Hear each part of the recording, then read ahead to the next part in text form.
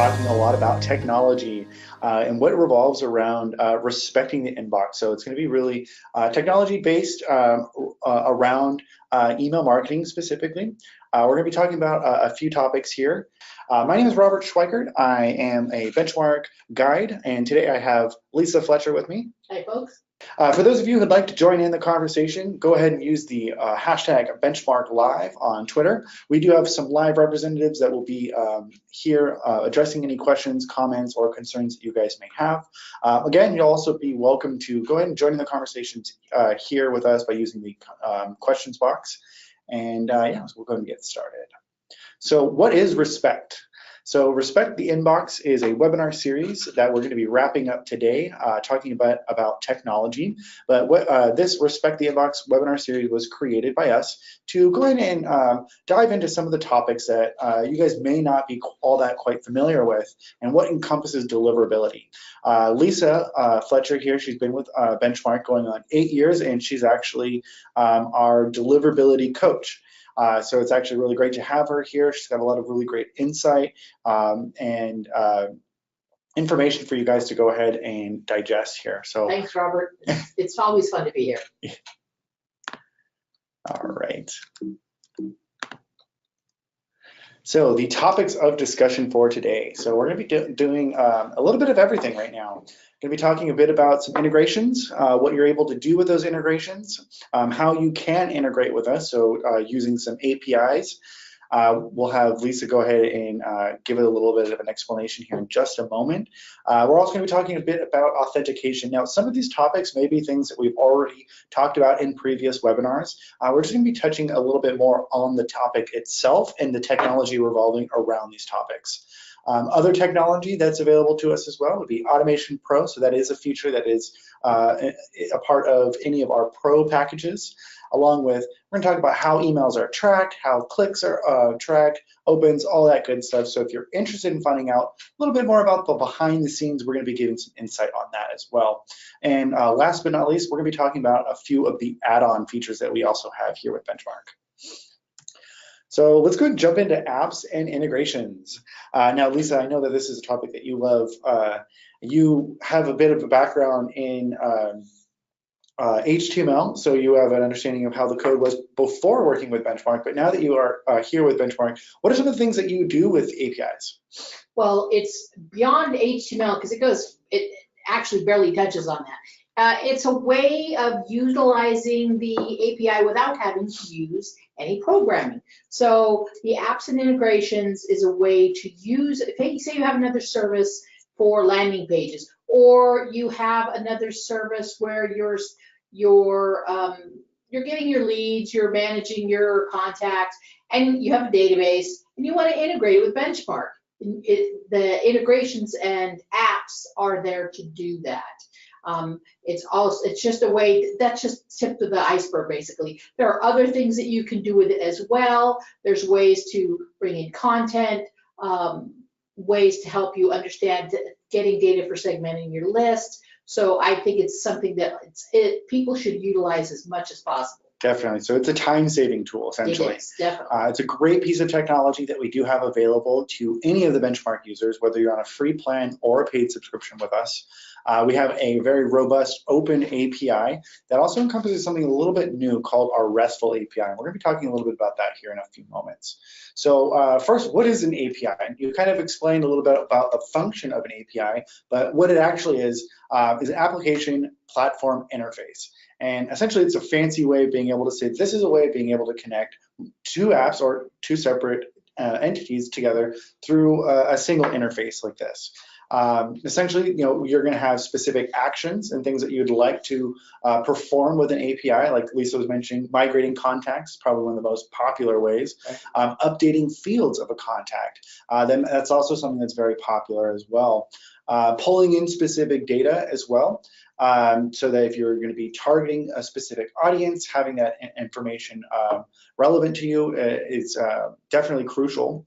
So you mentioned a couple other things with APIs as well. So with our API specifically, you can use existing integrations that have already been created, right, or you can create your own integrations as well by using these APIs. Right. Do you want to give a little bit of a rundown of how that would work? Sure. I just want to let you know that the data doesn't go in one direction either. If you Yeah. want to pull some data, you want to pull your report data, you want to pull your contact data, you can actually use the API to get that data as well. So the API is a way for you to interact with our platform and manage the account programmatically. Okay. And it's actually fairly simple, even for a new programmer. If you just even got your feet just a little wet in programming, there's a lot of really good information on our API docs page to help you get started. Yes. So before we jump out of APIs here, so for those of you who are very new, and this may be a new term for you, it's not necessarily a big scary thing. This is a very time-saving tool, and how it can be attributed to your workflow could simply be pulling in these reports so that you can have them accessible. Migrating contacts or something else, that tends to be a little bit time consuming. So creating an API connection to have this done automatically can do a number of things for you.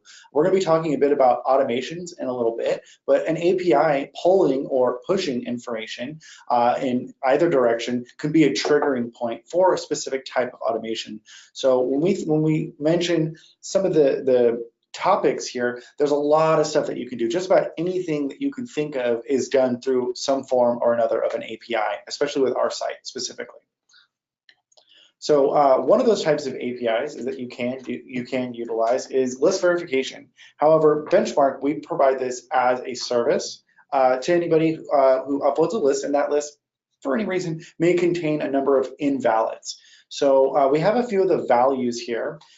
We have our valid contacts, our invalid, our accept alls, and unknown. So what is list verification?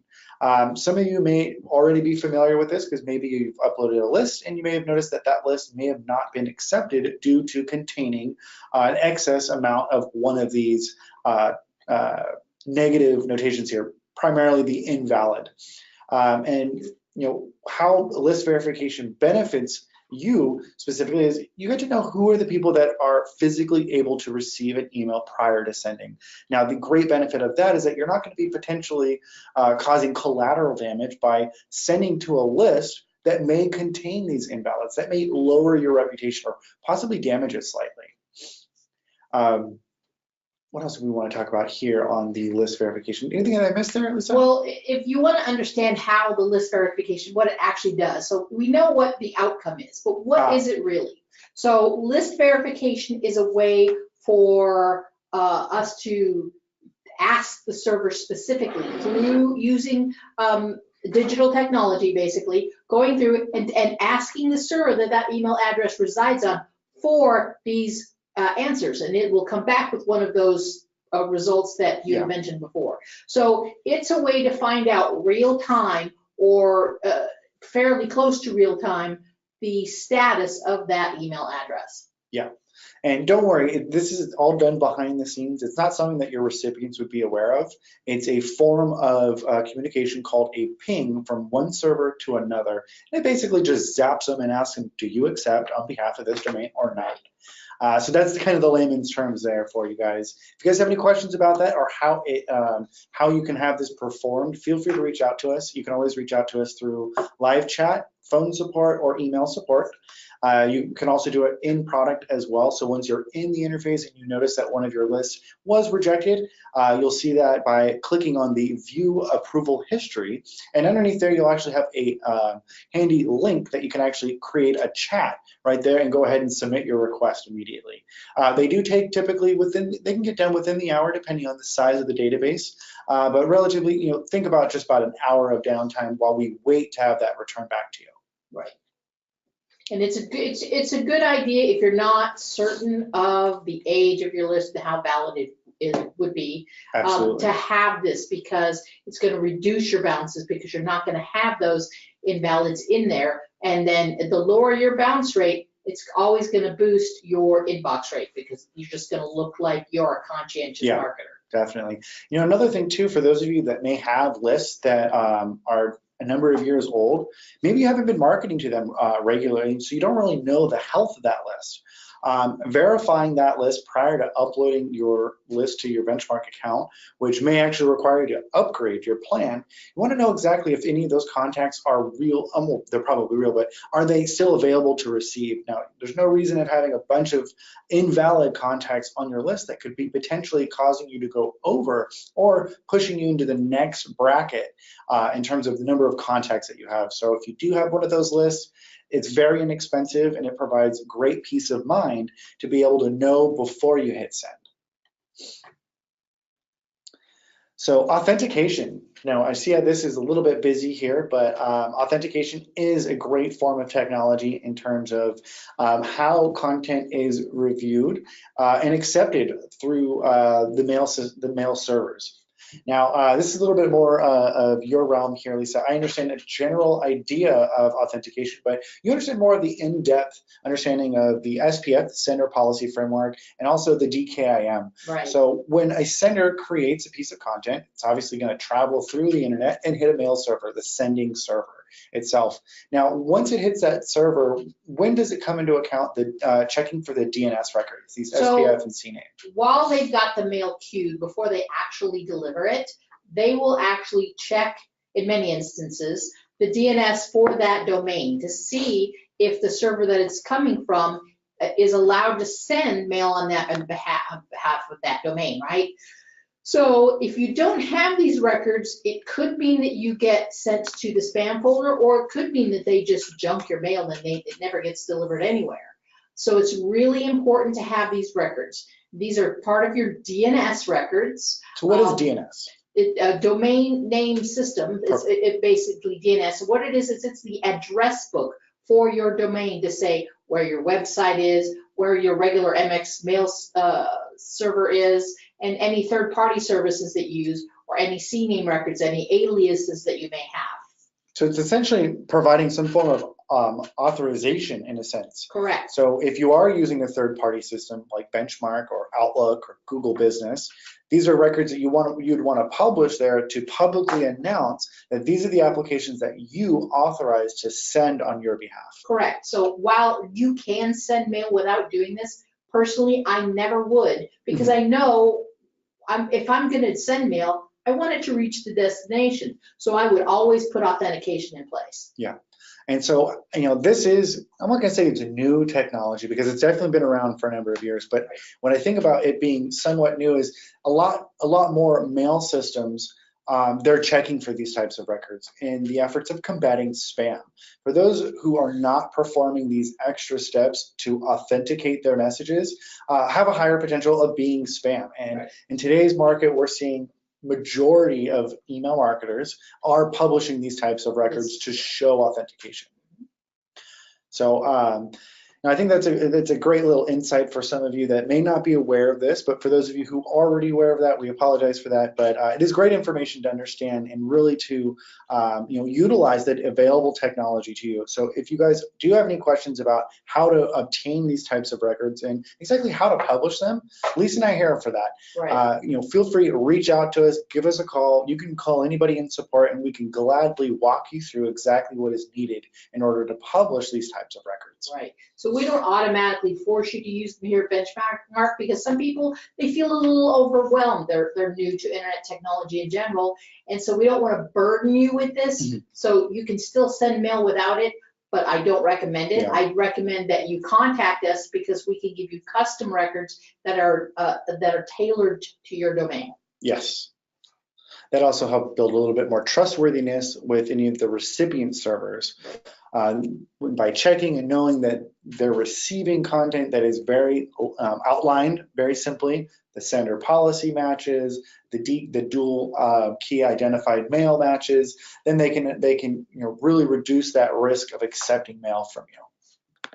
So let's jump into our next topic here. So on reputation, we have our reputation health meter. Now, for those of you who've been with Benchmark for a number of years, this is somewhat new technology to you. This is something that we've recently added into the dashboard on the control panel once you log into your account. So the reputation health meter just provides, it's a quick view of reviewing your sending reputation within your account. So this is a score from 8 to a 0, 0 being needs attention, it's very unhealthy, and 8 being it is absolutely healthy, it's great, no need to really worry about too much. Now when we start to see this meter start to sway in either direction, if it's moving forward back into the green, that means you're performing really well. I like to think of this as a little bit more like the temperature gauge in your car. You want that to be optimal, and if you start to see that it's starting to go into the red, well, that could be an indicator that there's something drastically wrong under the hood, and that you should really be checking that. So if you do see anything that is starting to be more in the yellow and more into the red, that's definitely that first indicator that there is something that's going on. Typically, it's going to revolve around your contacts themselves. Are they engaged? Are they opening and clicking emails? Do you have proper authentication in place?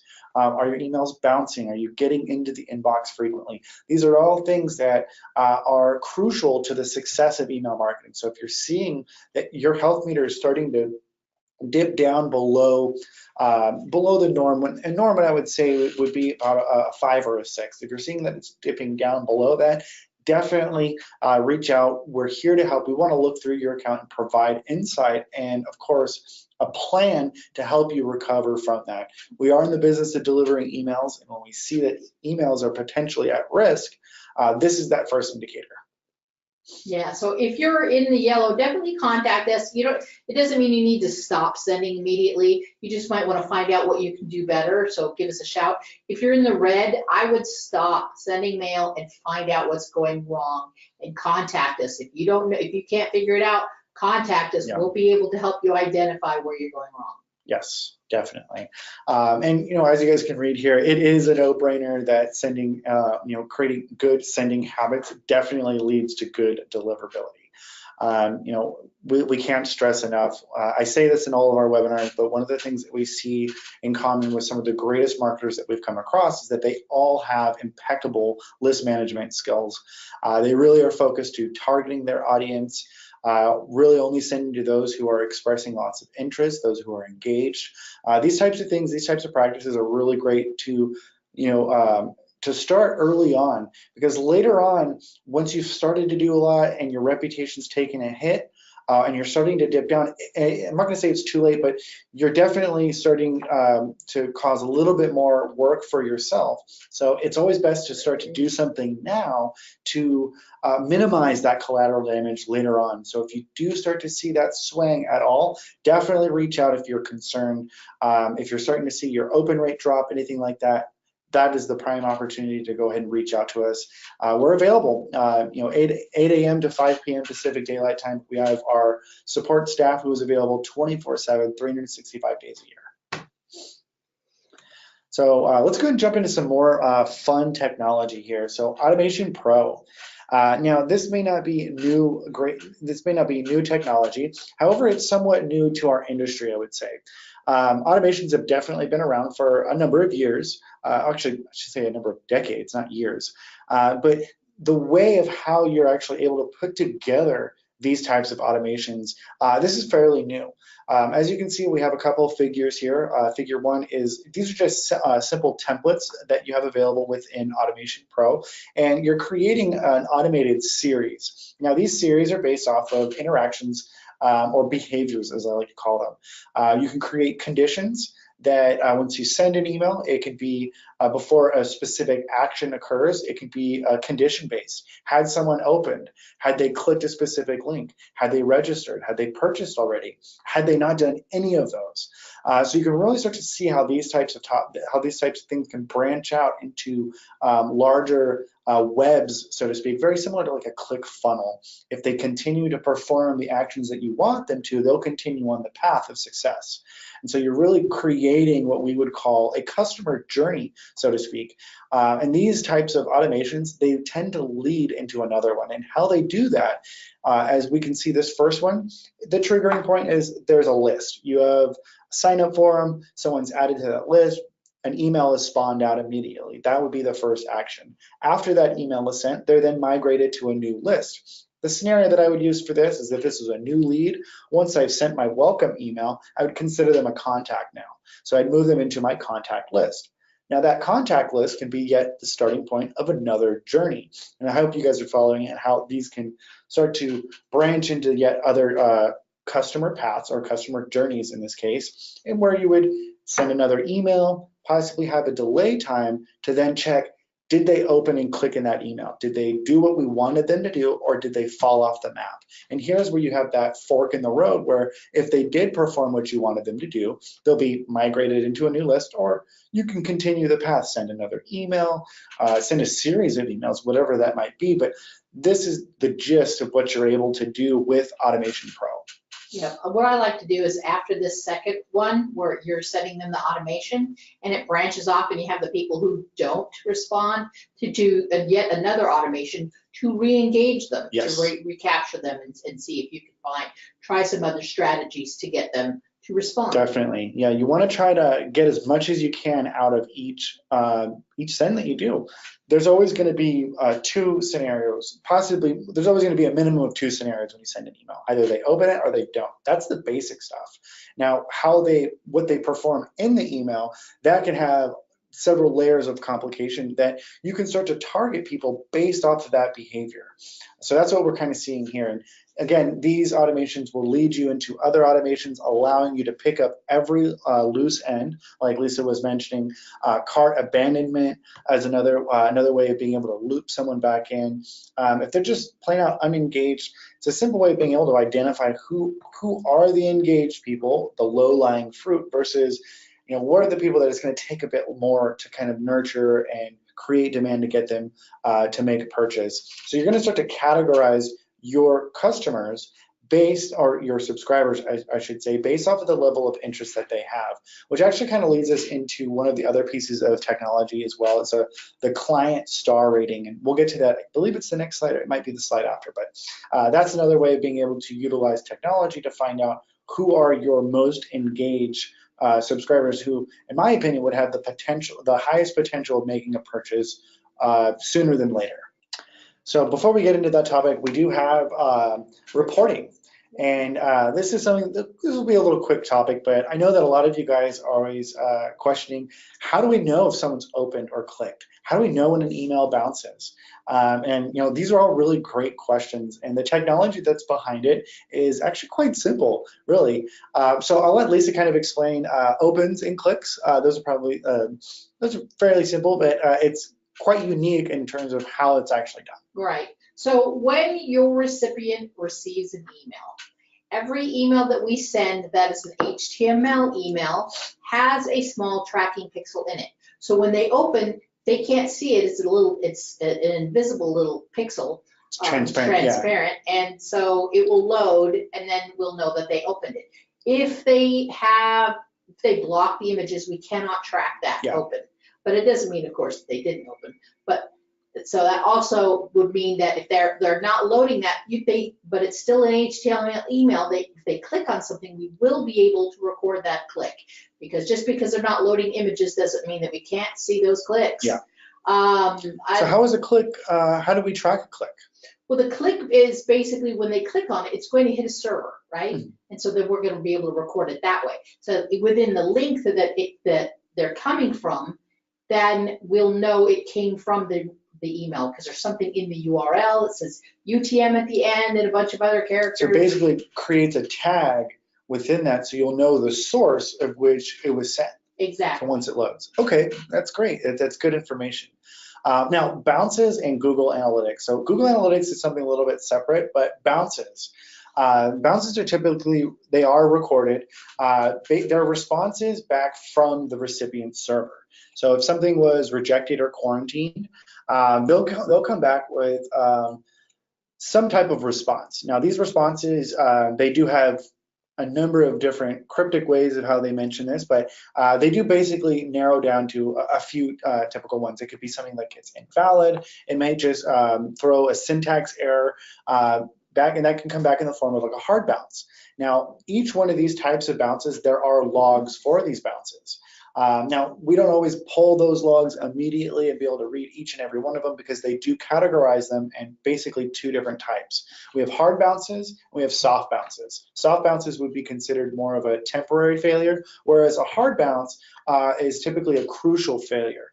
And these tend to happen for a number of reasons, as I was mentioning. It could be reputation, it could be keywords, it could be the recipient server's temporarily offline, a number of different things that encompass that.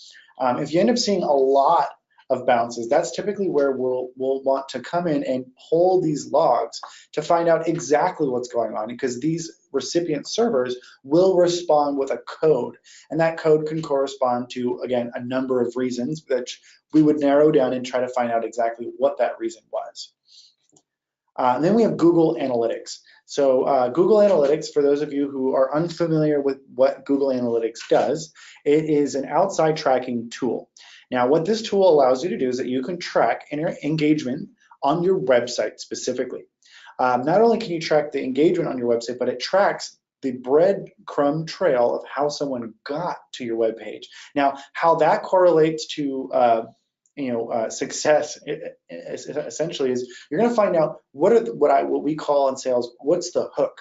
What got someone to your page to begin with? Was it a keyword that they searched? Was it an image? What was that? And knowing and categorizing these impressions based off of these types of interactions, you're really going to understand a little bit more about what things you should be focusing a little bit more on. For instance, with Benchmark, we are Benchmark Email. We're an email marketing company, so things that we would want to track and understand are email marketing and anything that encompasses email marketing. Google Analytics basically gives us a lens to look through so that we can identify specific types of audiences based off of interactions. Now, how they correspond to your emails specifically is that you may send out a number of emails, and in those emails you may have a number of links. Now, these links, you're going to be getting them back to your website. You're at least going to know if someone landed on your website. But what do they do on your website? How did they interact with it? What did they click? How long did they stay on a page? Did they read the whole page? This is information that you're going to see through that lens. Creating or having a Google Analytics account and connecting that to your Benchmark email campaign that you send out allows you to start that triggering point, which will cause a campaign tag in your Google Analytics so that you can monitor how someone performs on your website. So I hope that gives you guys a brief understanding about how Google Analytics works and the benefit of having that. We do have it integrated to every email. You just simply have to have a Google Analytics account, connect the two, and just simply toggle over the switch to enable that before you send any email. And it's actually located on the details page. That's step one of creating any email.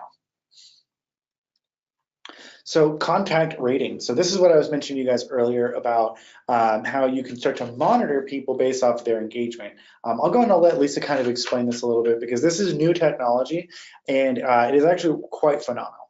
Well, this is basically, we're taking the results of those emails that you've sent and we're applying the behavior that each recipient has been doing, whether they're opening, not opening, or clicking, and we're giving them a rating. So the stars are a rating based on past emails that they've received, if they're engaged or not, right? And the more engaged they are, the more emails they open, the more things they click, the higher stars they get. That means you know that they're very engaged. Yeah, and so the benefit of having them here, again, is to target them. So if you start to notice that individuals have a 1-star rating, understanding and knowing when they signed up to your list and categorizing. So the longer someone's on your list, in my opinion, the more stars that they should have, as long as they're engaged. However, if you notice that you've had someone on your list for a number of email campaigns that you've sent, you're not going to quite know, well, are they engaged or not? By seeing the star rating, you can see based off of the date that it was modified when they were added to the list, and also the number of stars that they've accumulated since they've been on that list is what's going to be the indicator of if they're engaged or not. Segmenting those who've been on the list for a while, let's say 6 months, but yet they only have a 1-star. In my opinion, I would migrate that, anyone who has a 1-star that meets that 6-month condition I was mentioning, I would put them on a separate list and not include them on my normal email, umbrella type of campaigns. Right, at that time I would run a re-engagement campaign. Absolutely, absolutely. You want to try to find out the reason why. There's no harm, no foul in simply asking them, if they're still interested. It's better than sending and then eventually finding out, I get a whole bunch of unsubscribes. Unsubscribes aren't necessarily bad, but if you start to see that if someone's not opening a number of emails, they could just forget altogether that they signed up to you, and that could potentially cause them to mark your content as abuse. And you want to try to avoid that as much as possible. So understanding, where they're at in terms of their interest is really going to help position yourself in a way to be able to continue to nurture that lead where you're putting more energy into converting them versus are you just wasting your time with them? Are they just not interested right now or not? You said something that kind of piqued my interest, and I think I'd like to go into it a little bit. And that is abuse. So when he's saying abuse, he actually means people marking you as spam, right? Yeah. And when you're thinking about the technology, people mark you as spam. It's more than just their local system in many cases where that it can affect, right? If it's a private domain, it's a company domain or something like that, and you mark it as spam, they may be using a third party. If that third party is tracking those spam complaints, then it can affect your mail outside of that domain. Yes. Now I'm glad you mentioned that. I did talk briefly about that, and it is important to understand it. I don't want to mislead anybody by thinking these unsubscribes and abuse complaints. Well, we say abuse complaint, but it's really just marking it as spam. You could also be moving an email into junk. That also marks it as spam as well. Fortunately, when these things do occur, we do ask. There is a prompt that does ask if someone unsubscribes, why are you unsubscribing? So that gives you better insight to understanding. And same thing with an abuse complaint as well. If they do mark it as abuse, they do give you options to be able to specify why is it that you feel that way about that content. So definitely review those if you do end up getting them. It is something that you should be aware of. We did mention being able to segment based off of these. I think we covered a little bit about this. We've talked about it in other topics as well. So now we're moving into some of the add-on features that Benchmark offers. One of the add-on features, I like to call this the peace of mind tool. It works very much like how I was mentioning the list verification provides peace of mind. How Inbox Checker, how this works, it gives you peace of mind on not only how your email campaign looks on various platforms and on various devices, you can also check it against various spam filters as well of the leading ISPs. Creating these tests are very simple. In the email editor, you'll notice that there's a section, I was going to call it a drop down, but it's a drop up. And you can actually click on that to where you can actually run these types of tests. Now, we did mention earlier that it is an add-on. You can purchase 100 tests for $14. A typical email campaign can take anywhere from 6 to 12 tests. It can take even more, really depending on what you're testing for. But a great thing is to keep in mind here is that we're starting to see that over 65% of email users tend to open on mobile devices today. And we expect that to grow next year and the year after that. So optimizing for mobile responsiveness is definitely key. Fortunately, the drag and drop editor is designed in a mobile responsive interface, so it should relatively create that for you. Although there are some variations, formatting does cause some issues from time to time, and that's why an inbox checker is a very valuable tool to have in your back pocket. Knowing how a piece of content appears when you're creating it, you want it to look the way that you created it, but sending it to a different device may cause it to look a little bit different. Various versions of Outlook, they even cause emails to look different. The older versions of Outlook, HTML emails look different than they do on the new version. Things from Apple to PCs, iOS, there are going to be some differences between the two, and maybe you don't have access to these devices to test on your own.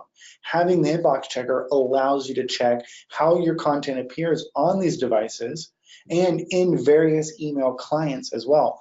The leading ones, you're going to see AOL, you're going to see Yahoo, Gmail, Yandex, all these different ones. You're actually going to see how it interfaces, it screenshots it and sends it back to you, so you get to see exactly how that looks. Yep, there's even an option where you just pick most popular. It will automatically pick the current most popular email clients, so at least you know what it looks like in those. Yes. Yeah, and so that's why I was mentioning it provides great peace of mind. Now, not every single email campaign would require this. Myself, I like to create lots of newsletters, and I basically copy last week or last month's newsletter and just change out the content. The layout itself is generally the same. And so I try to keep it that way. So for me specifically, I don't always check, but if I end up changing the layout and position of how things are, if it's somewhat like how it was last week or the previous one, it wouldn't be necessary. But if you're changing everything on there, it is definitely one of those tools that you should utilize to at least know and build a little bit more confidence within yourself to know, hey, is this right? Is this the way we want it to appear on an Android? And there's all different types of devices as well, even the new devices. So if you don't have an iPhone X and you want to see how it looks on the new iPhone X, send it to one through the inbox checker. It screenshots it and sends it back to you. All right, so let's talk about another one of the add-on features here as well. So dedicated IP. I'll let you go ahead and take this one, Lisa. Okay, so most accounts, in fact, every account, when you first start Benchmark, you're on a shared system, which means that you could be on an IP with other accounts. And this isn't necessarily bad. This can be good, especially if you're new to email marketing. So what it does is that IP already has a reputation, and since you are an unknown, it can help lift and improve your initial deliverability, because you need to have a reputation when you're sending mail. If you don't have one yet, shared system is good. But sometimes you're on the shared system after a while, and you notice that maybe you think you could be doing even better. But on the shared IP, of course, that IP's reputation is by everybody that's on that IP. So then you may opt to get a dedicated IP where you're the only account on that IP, so it looks like it's a separate server entirely. Yeah. And then you can be responsible solely for that email reputation. And I find that some accounts do very well, with many of them do. It does require you to be diligent. Yeah. And testing, your subject lines and making sure that you keep your list engaged. So it's really best if you're using the other tools as well in conjunction, because it is solely up to you to manage that IP's reputation. But it is available, and I actually think it is advantageous. Absolutely. And it comes at a really, very low cost, $28.95 a month to have a dedicated system where you're not going to be worried about piggybacking off of someone else or possibly them piggybacking off of you. Getting yourself out of the shared system and in your own system really gives you the reins to basically control how this works. If you're performing well, it's going to continue to grow, and it's going to become even better and greater for you. But if you're going to start to back off on some things and become a little bit maybe lackadaisical around list management, targeting, those types of things, then you're definitely going to see your reputation could take a hit from that. Although we do greatly see majority of users that are on dedicated IPs tend to see a lot greater deliverability, because once you have that responsibility in your own hands, you kind of make it your own. And you're more attentive and more diligent to the activities that you're doing.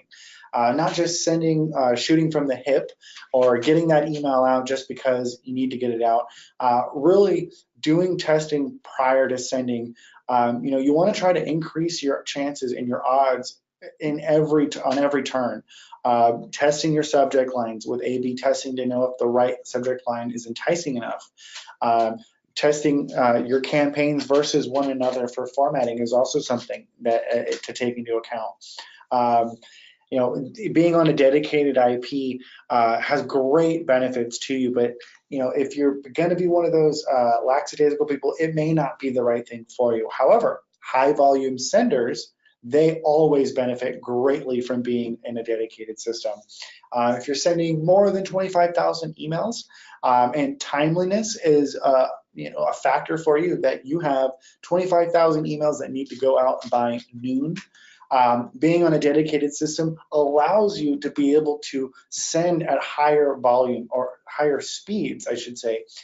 These servers allow you to send 25,000 emails per hour, whereas a shared system can maybe only do a maximum of 20,000 as long as it's not being used entirely at that time. So if timeliness of when you send or deploy out an email campaign is of interest and you do need to ensure that you have that going out in a specific time, dedicated IP is definitely the solution for that. Adding additional IPs will also increase that speed. So like I mentioned before, 25,000 per hour. If you had 2, you can do 50,000 per hour. But you can also send much quicker. If you're not sending 50,000, it's going to go out relatively fast, and you won't be affected by others, of course, utilizing that system or previous history on that server as well. So you're going to be establishing your own reputation and establishing a history from that point forward. So let's go and jump into one of our other. Did we already miss it?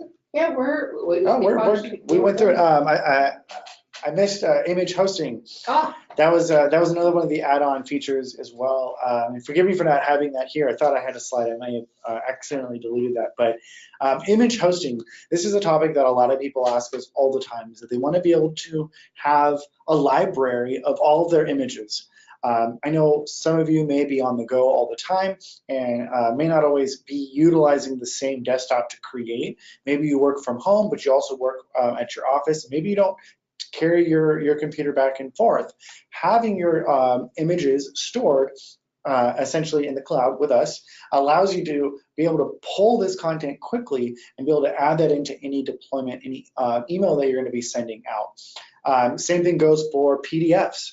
So if you have flyers or ebooks, things like that, that you want to have a library of those to be able to reutilize them in previous or new email campaigns, it's a great way of being able to do that. Those of you who do a lot of newsletters, having these images that you may reuse over and over, it can be a pain in the neck to have to search through your files on your desktop, then grab it, upload it, all the stuff. It's in one place. It makes it super easy, and it's very inexpensive.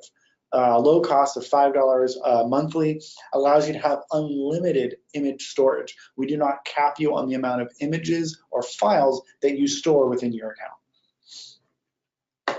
So I do want to open up for questions for everybody here as well. I do see that there were a couple of questions that had come in. I've been trying to answer those here privately as well. But for those of you who have any pressing questions, it could be personal stuff about your account. It could be anything revolving around the topics that we mentioned here. We're going to keep the window open here for another at least 10 minutes or so that we can address these questions for you guys. Right. And just so you all know that, yes, we will have copies of these webinars available in the near future. I always forget that. Thank you for mentioning that, Lisa. You're welcome. This is wrapping up the Respect the Inbox webinar series. We will be doing this series once again later on this year. We'll be adding additional topics and other content within this as well. So we hope you guys enjoyed. We hope you enjoyed the series. If you have joined, if you're just joining now, or if you've completed the series, and we thank you for that. For those of you who may just be joining now, we are posting these. So if you want to go back and kind of see how this has progressed over time, there's a lot of really great topics that we've gone over. And again, if you have questions, concerns, anything like that, you can always reach out to us. We're happy to address those. So we'll go and we'll open up for questions here. I have a couple other little slides here really fast. I do see questions here. Thank you for going and giving us comments. We appreciate that. For those of you who are interested in checking out our paid program, we do have we have several features here that are available to you. Unlimited sending capabilities, being able to have access to Automation Pro, that really cool tool that we were talking about earlier. Creating a security pin for those of you who want to lock your list. You may be working in an agency and you don't want your asset to be available to everybody in your company that has access. Locking that list with a 4-digit PIN will require someone to enter that PIN in before downloading. Also having access to A/B testing and targeted emailing, two really great features to allow you to really focus on how to create better engagement with your subscribers. A/B testing allows you to really focus more so on what is engaged, subject lines, the content itself, test them, find out what's working. If you have something that's working now, try something new and see if what you had been doing was actually the right way of going about it or not. Test your hypothesis. You might find out that what you had been doing can always be improved upon. That's a great tool for that.